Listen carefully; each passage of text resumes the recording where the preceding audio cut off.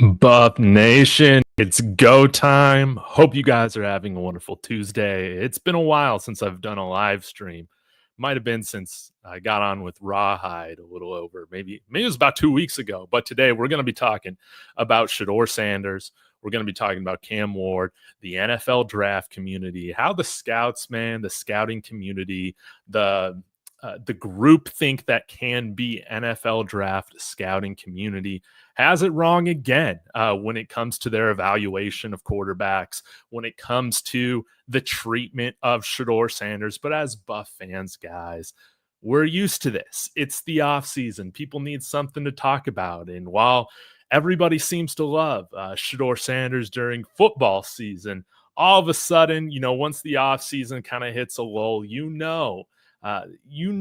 it's going to happen. The character assassination of our boy Shedeur Sanders, it's going to start. And it happened right after the NFL Combine. If you missed this, Todd McShay was talking about how, hey, I talked to two coaches that are on top 7 teams in the NFL draft, and they weren't, I'm paraphrasing, they said they didn't like how he was brash and arrogant or didn't seem to care in his interview. Well, who knows if that's actually true? What you can go by is what he has said publicly. And I thought that he passed his public interview at the Combine with flying colors. Heck, even going up and sticking up for Kyle Howard, national championship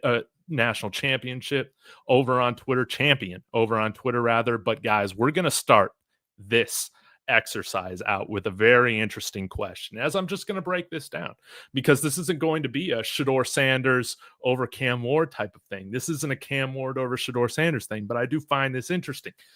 Quarterback A, guys, was 34 of 75 on deep throws this year. That is throws for 20 plus yards down the field. 34 of 75 down the field. That is player A, okay? Player B was 34 of 75 down the field with deep throws of 20 plus yards. That's right. Player B, 34 of 75. Player A, 34 of 75 downfield. And who are those players, you might be wondering? Well, they're none other than Cam Ward and Shedeur Sanders. And I just think it's so funny that you see the draft community as a whole start to get on this. Again, maybe it's one guy that came out and said that he liked Cam Ward over Shedeur Sanders, and then everybody starts to fall in line. But to me, I can understand if you like the physical traits that maybe Cam Ward has over Shedeur Sanders, and that's why he's your number one. I can understand why you have Shedeur over Cam Ward, for instance, because I think he's more ready, and this is where I fall. I think he's more ready to play in the NFL week 1 than Cam Ward is. Has a lot to do with his brain, right? I can understand if you value different things, but ultimately, I don't think that these prospects should be viewed far apart from each other at all. And I think it's interesting that we're starting to see kind of this divide where, I mean, even on NFL.com this past weekend with Lance Zierlein, we saw his new mock draft have Shedeur pretty much fall out, fell all the way down to like 29 to where the Cleveland Browns trade up and reunite him and Travis Hunter. I mean, it's fun, right? A guy from PFF, I believe, had Shedeur Sanders completely out of his first round mock, which I just think is absolutely ludicrous. But guys, I mean, if you go back and you look at how the scouting community, for the most part, has evaluated these quarterbacks, it's all over the place. And it's why, even though I believe Shedeur Sanders is worth a top pick in this year's draft, I don't mind him falling at all. If they want to play that game and put him in a wonderful situation with a stable NFL franchise, I think that he's going to have a damn good career, guys. So smash that like. Let me know your thoughts in the comments. We're going to dive into this. There are a few different things that I'm wanting to touch on, but I thought that this was interesting. I did steal this idea from Denver Sports Radio. They went through recently all the different players drafted. I think it was 2020 through 2020 2024 or 2025, the pre-draft quarterback prospect grades. But I decided to just do NFL.com just so everything's consistent. And guys, I mean, these are the quarterbacks right here. And I think you'll find it pretty interesting. In terms of their pre-draft grade, going into the NFL draft, how good are these prospects, right? It's on the scale from like 0 to 8, right? Very rarely do you ever find a player over 7 with these NFL.com grades. So it just goes to show, just how highly people looked at Trevor Lawrence of just being a can't miss guy. Again, same with Bryce Young, being like 5'10", right? Super frail, but seen as like a can't miss guy, ranked above another can't miss prospect in Caleb Williams. You kind of get to here number 4 before you get to a guy that I believe is like a legitimate hit. Jayden Daniels, of course, taking his team, the Commanders of all teams, to the NFC Championship game his rookie of the year, rightfully so. CJ Stroud, a 6.7. Okay. But then as we move down the list, Zach Wilson, Drake Maye rated together. Justin Fields and Kenny Pickett above guys like JJ McCarthy, Bo Nix, Cam Ward, Mac Jones, Shedeur Sanders at a 6.3, and Michael Penix was actually the lowest of the bunch.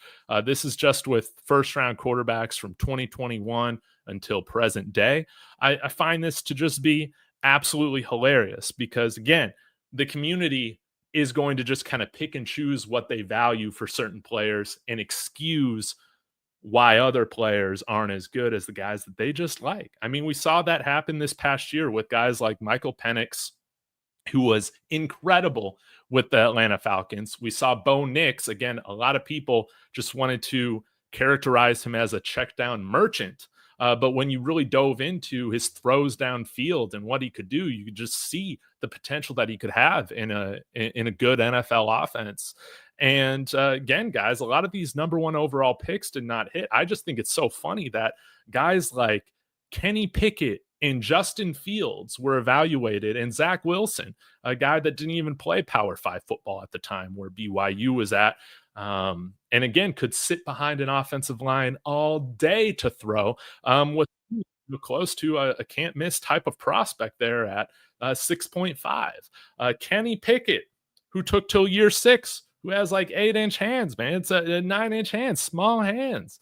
Justin Fields, who didn't play in anything close to a pro-style offense at that point with Ohio State, seen as a pretty decent quarterback prospect over the last 5 seasons or so. And I'll get to my point in a minute, but just keep this in mind, man. Keep this in mind on where NFL.com has evaluated these guys. And again, it's so interesting that you can talk about Shedeur Sanders not being the fastest guy, right? But all of a sudden, Bryce Young being 5'10", 185 pounds is no big deal. All of a sudden, Kenny Pickett having hands to where they aren't big enough to grip the football, especially in cold conditions. All of a sudden, that's not really an issue. All right. Mac Jones, you could argue that he was just a merchant being around all that big time talent at Alabama. And he was penalized for that. But somebody like Trevor Lawrence at the time was not, with his over aggressiveness at times, his injury or his turnover prone play. All of a sudden it was just viewed as a non-issue. I think it's pretty funny. And you might say, well, let's get into like how these guys are evaluating Shedeur Sanders and Cam Ward right now. And again, I think it's pretty interesting with Cam Ward. A lot is talked about what he can recognize pre-snap, what he can do to protect himself. They're talking about, how he can make touch throws and how he can throw down the field into tight windows, even though him and Shedeur Sanders had exactly the same numbers. Again, don't forget this, 34 of 75 down the field, 20 yards and beyond. Those guys had the same numbers throwing downfield. Quick release, velocity, I would say that again. Cam Ward, he has more of that live arm, that arm strength, right? has touch. But then when you get into the weaknesses, struggles to get out of hero ball, can have problems reading disguised defenses, right? Inconsistent feet. They get into that.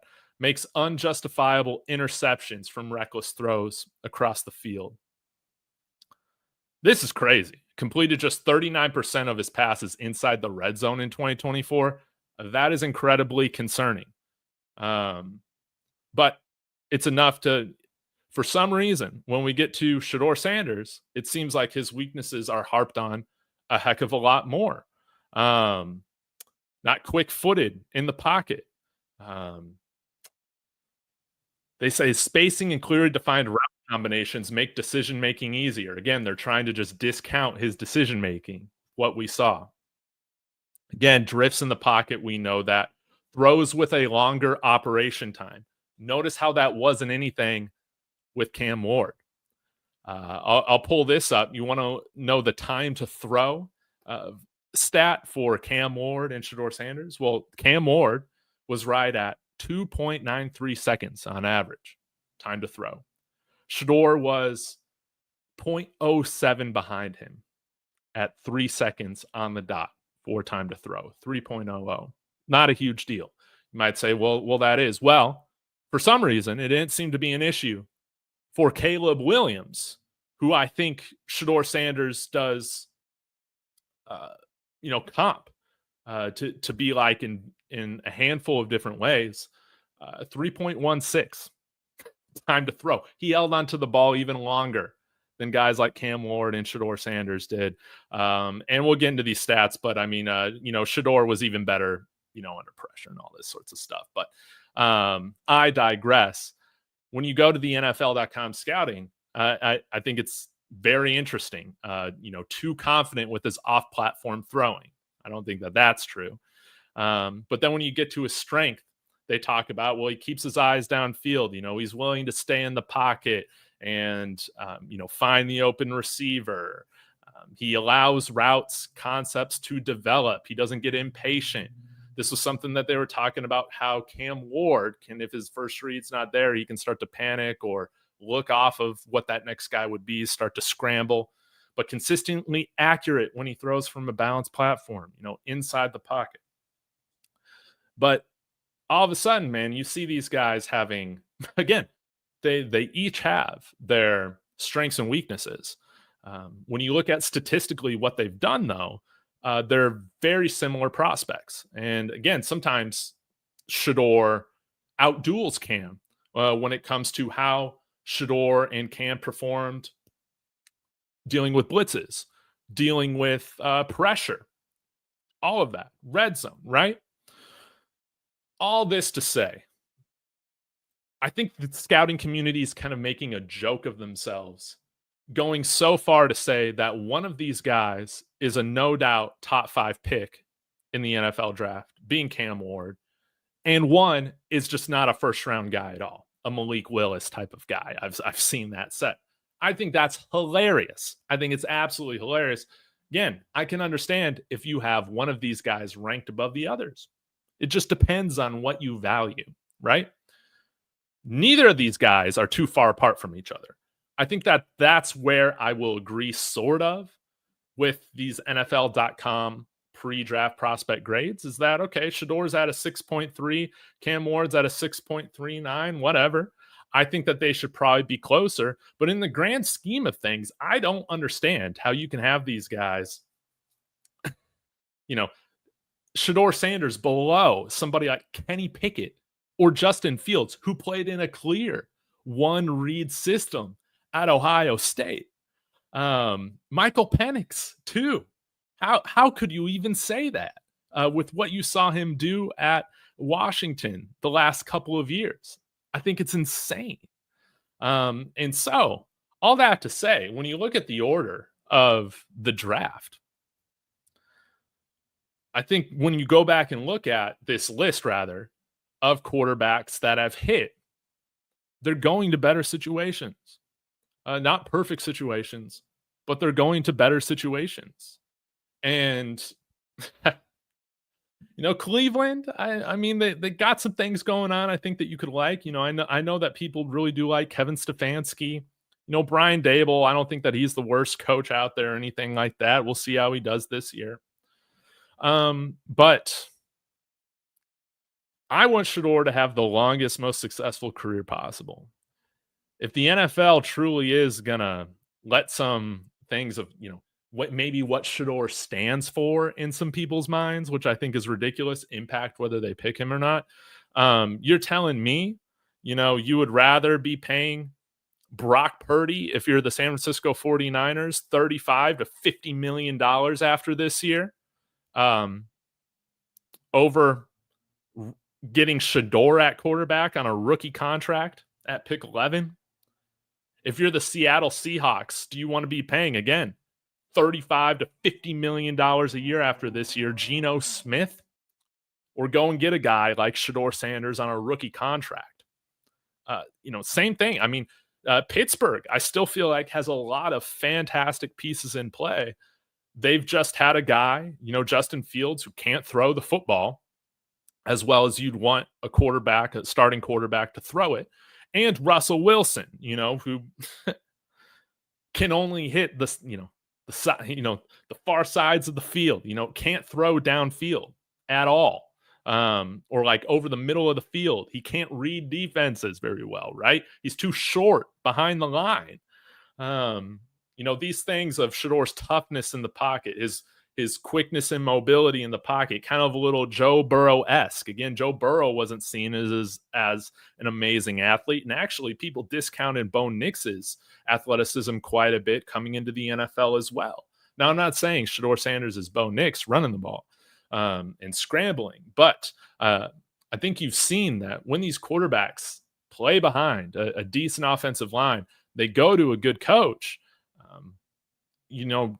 they have a much higher rate of hitting their potential. The Rams just re-upped with Matthew Stafford, but it was reported that they were in on Bo Nix last year and that they would have considered picking him if he was there I think they're at like pick 18 or something like that last year. How about having Shedeur go to a coach like Sean McVay, wait behind and learn from Matthew Stafford for a year or two, which you can afford to do at the 26th pick in the draft, and see what can happen. Again, I want Shedeur to go like in his shoes, like for the money, of course, going top 5 is where you really want to be, right? But I think we've seen this, again, with these different teams here. Michael Penix, there was still, even though Atlanta's a mess, there's still a lot of good foundation there with the Falcons, right? Bo Nix, played behind one of the better offensive lines in the NFL this past year, working with a great play caller like Sean Payton, a good head coach in Sean Payton. You've seen Jayden Daniels, working with a good coach, a good culture, new ownership there in DC. Great weapons. Good offensive line, a play caller that really fit and understood how to get the most out of Jayden Daniels' strengths. When you look at these prospects that haven't hit, they're going to dysfunctional situations, bad offensive lines. Lawrence, Bryce Young, Caleb Williams, Zach Wilson with the Jets, right? Justin Fields with the Bears.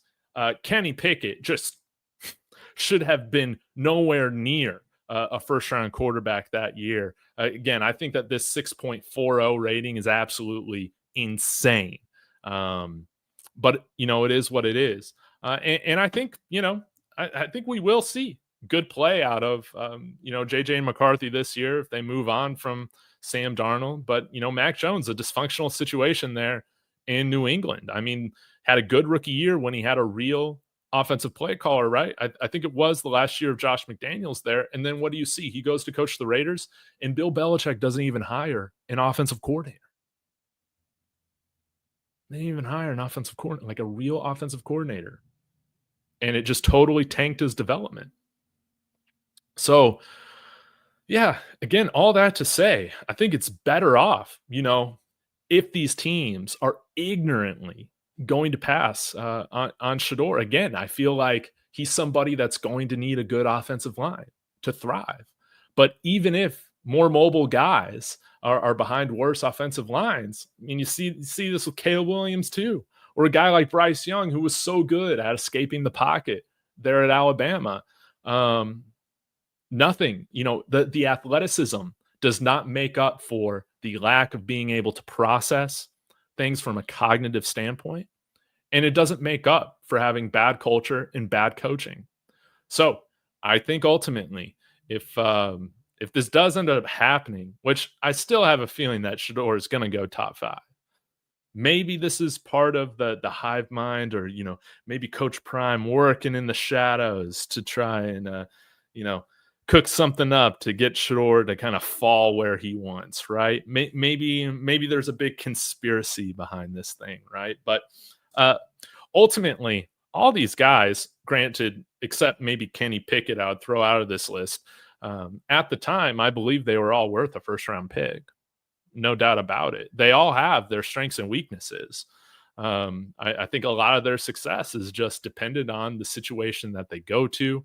And if Shedeur chooses to fall, I think that it's going to be beneficial for him, just like it was for CJ Stroud falling to the Texans, that second overall pick, just like it was beneficial for Michael Penix falling to Atlanta, Bo Nix falling to the Broncos, Jayden Daniels falling to the Commanders, and so forth. So there were a couple other things that I think I did want to just show again, like why I don't really understand why these guys, by some NFL draft experts or scouting experts, just have these guys rated far apart. Again, when you look at kept clean, 81% completion, 25 touchdowns, and 5 interceptions. Cam Ward, again, he was fantastic as well. 72% completion, 30 touchdowns, 3 interceptions. Like, those are both fantastic numbers. When you look at under pressure, Cam Ward was 50.5% for 9 touchdowns, 4 interceptions. When you look at Shedeur Sanders, he was 55% completion for 12 touchdowns and 5 interceptions. I mean, again, I feel like these guys are very similar prospects in terms of just their overall talent and ability. I think it's laughable that you could have one of these guys as a top pick and then one of these guys as nowhere touching the first round. To me, I just think that's absolutely ludicrous. So I guess I'll close this down with a question for you guys. I probably won't go too long on this live, but where would you want Shedeur to go? It's going to be interesting to watch. But I think if I could pick any situation, it'd be the San Francisco 49ers playing under a coach like Kyle Shanahan. I mean, Sean McVay and the Rams would be cool, but I think it would be interesting to see, Shedeur probably play sooner, with the Niners, but getting with a great head coach, a talented team, teams that develop talent from all over, whether it's day 1 or day 3, or whether it's, signing free agents that aren't sexy free agent signings that then turn into, great values. I think the Niners and the Rams, those are some teams that have done that very well. And again, I think Seattle is a sneaky one, man. Again, some people I've seen have comped Shedeur Sanders to Geno Smith. Okay. So why are you going to pay for this? For example, why are you going to pay a version of Geno Smith that's, $35 to $50 million per year if you can just get Geno Smith on a rookie contract? To me, it doesn't make any sense.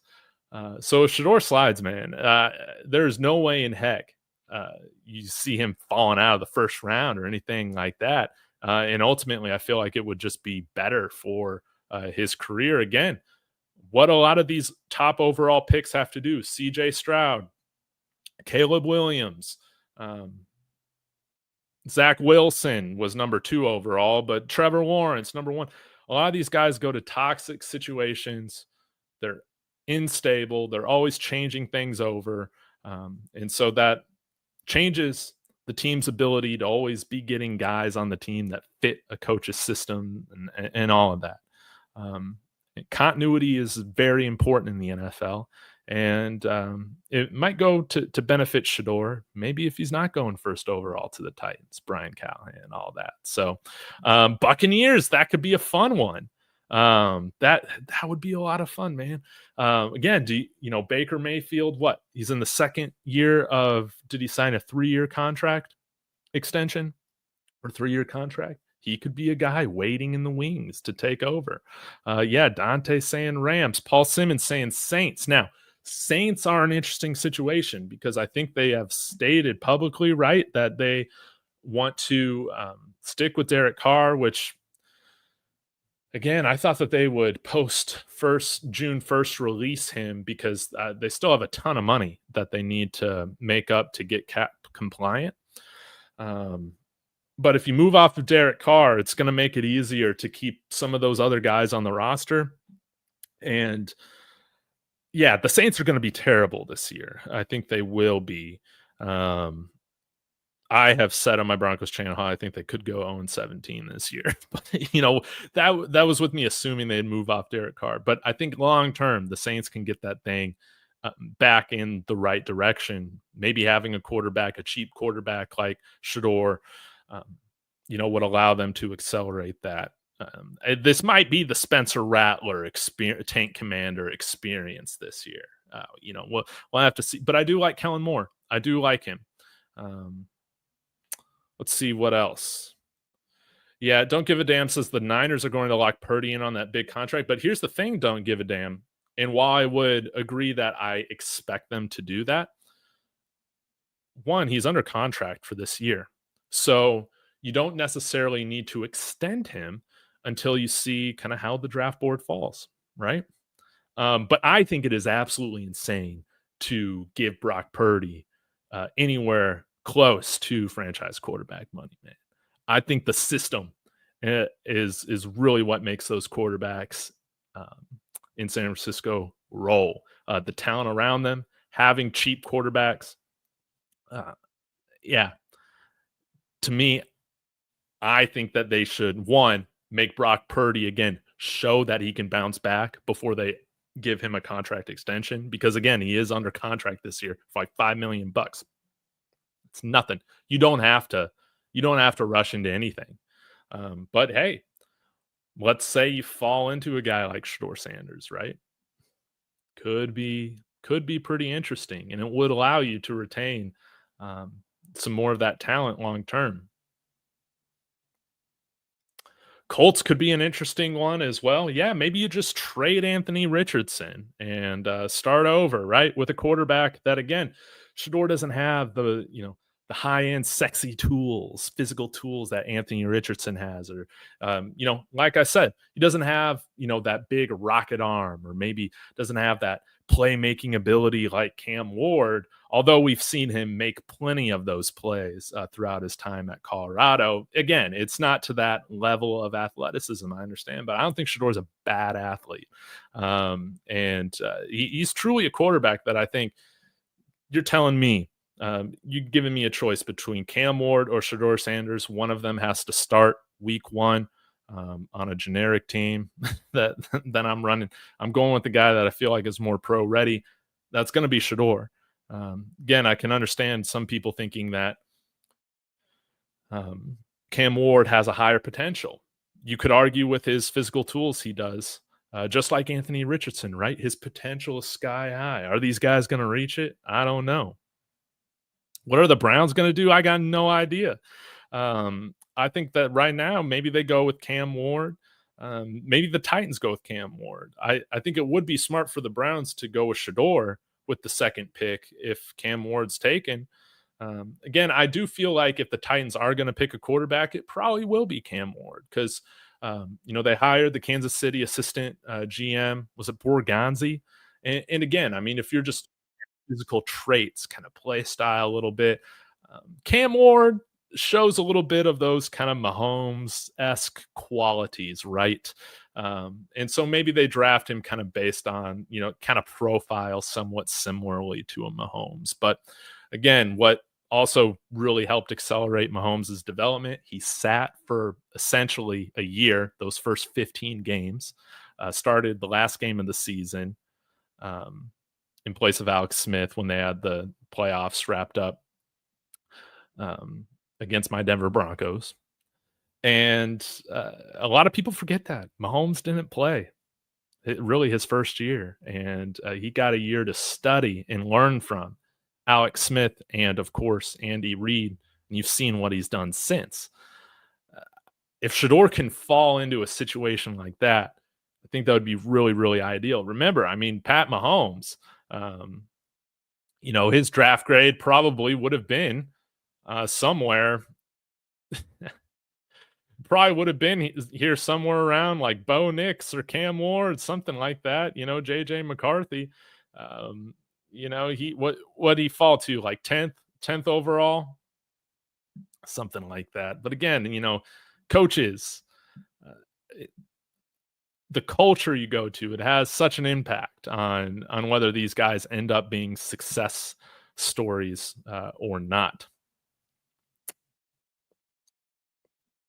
I can't stand the Anthony Richardson hate. The guy was never good, not his fault. Man, but I tell you, I love those guys like Anthony Richardson. They're tantalizing prospects, right? Because they didn't play much, and what's left to the unknown, the imagination. It's fun to imagine, what a guy like that, like Anthony Richardson, can become. But yeah, it just didn't work out, man. Just didn't work out. That was definitely a little bit of a reach. Cowboys, Cam Ward. Hey, well, good luck moving off that Dak contract. Might be a little bit. Speaking of Dak, JR Box is saying player comp for Shedeur is Dak Prescott. What are your thoughts? I really do like that. Like, Dak Prescott doesn't have the biggest arm, right? Again, I think this is hilarious. Both Cam Ward and Shedeur Sanders were 34 of 75 on throws 20 yards and beyond this year. Again, he doesn't put as much zip on the ball as Cam, but the arm is fine. The arm is NFL fine. I think some people get that Shedeur he can layer the ball, man.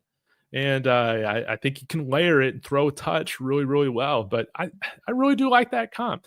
Dak Prescott wasn't seen as a franchise guy coming into the NFL draft, right? Now, maybe I think him having a DUI might have had to do with him falling to the fourth round. But he definitely should have been better than and drafted higher than the fourth round, and definitely higher than where my Broncos drafted Paxton Lynch there in the 20s. Oh man. What I could do to go back in time and draft Dak Prescott in 2016, things would have been a lot different, right? A heck of a lot different. But I really do like that. Again, like, Dak doesn't have the most amazing physical tools, but he's a really underappreciated quarterback. Now, is he overpaid right now? Yeah, but I think he's still a top 10 quarterback in today's NFL. That might upset the Cowboys fans. I play Shedeur over JJ McCarthy. Again, Dante, it just goes to show how hypocritical the scouting community is with these guys, where, imagine if Shedeur Sanders barely threw the ball, right, during his last couple of years in college football. What they would do. Well, he threw it good efficiently. That's the argument for JJ McCarthy, right?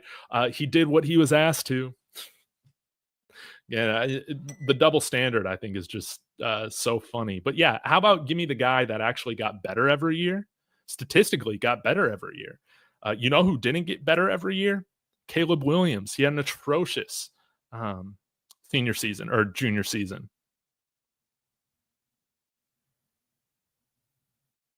Nah, see, man, you guys got to watch some other teams, man. You guys got to watch some other teams, or you got to actually watch Dak play football. And this is what I think will be ideally, again, if he falls to the Niners or something like that, that's on a whole other level of awesome, right? But I think the New York Giants, man, Shedeur Sanders, there's a lot to like around that. Of course, Malik Neighbors. Tyrone Tracy. Can they fix the offensive line? That's going to be the big question here. Now you could say, man, Joe Shane, Brian Dable, all these guys are clowns. At the end of the day, were you really going to get more out of Daniel Jones? Maybe we should credit him for being a miracle worker that first year with Daniel Jones. I don't know. I guess it's all in your perspective, but I don't mind them getting one more year. Again, they were brought in. That regime was brought in with a mandate to play Daniel Jones. And even though Hard Knocks made it look probably a little bit different, I think it was the Mara family that mandated that Daniel Jones contract extension. And these guys haven't had the opportunity to pick their own guy, so to speak. Might things change if they get a guy that they feel like can execute their system properly? I think so. Yeah, exactly, Kodiak.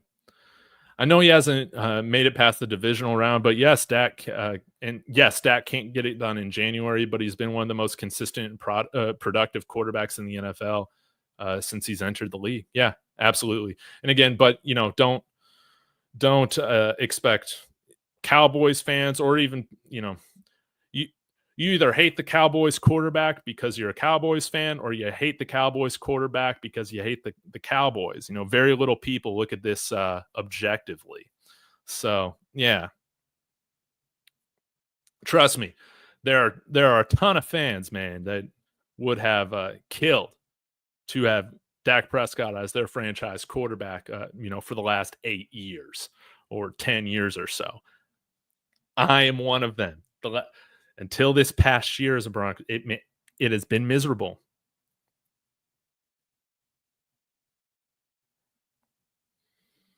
Racist POS pushing the same annual BS, tanking black player stock. Yeah, Nubian, you're absolutely right. Now you might say, oh, well, they're not bad mouthing Cam Ward like this. Again, man, people want to personify Shedeur Sanders, Deion Sanders, in a certain way because of how they dress or how they might talk or being confident, right? I think it's all part of being a Sanders, man. And I just think it's so funny, man. You would think that being the son of a pro would help you, but in a Hall of Fame pro, right? But a lot of people just hate, they want to hear that Shedeur is cocky. They want to hear that he doesn't care, that he's this spoiled rich kid, right?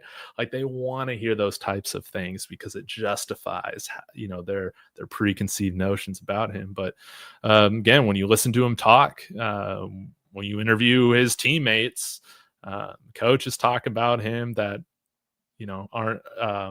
They're not cowardly to hide behind being an anonymous guy or whatever. There's never been anything negative.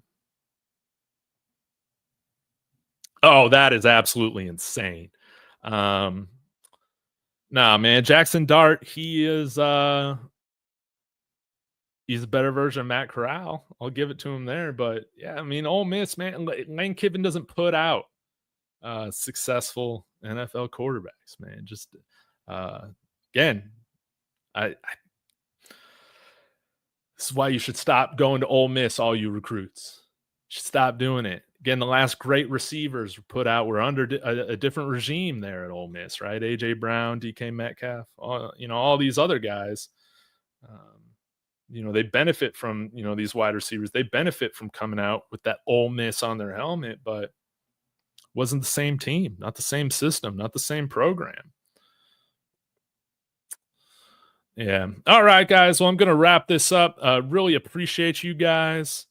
As always, I'll be back again, tomorrow, hopefully with something to talk about. But I've been a little quiet on this because, one, I just get burnt out by seeing a negative tweet about Shedeur Sanders color me shocked. Oh, man, I read that, I heard from a source that, Shedeur was arrogant. Man, shut up, man. I get so sick of that. But I just had to get on here today and talk about it, man. I just had to. So we'll see what happens as the rest of the draft process goes on. But at the end of the day, all these guys are talented, and it's really just the structures in which they find themselves drafted into that really determine their success or not. So y'all have a great day. I'll see you later. Sco Buffs.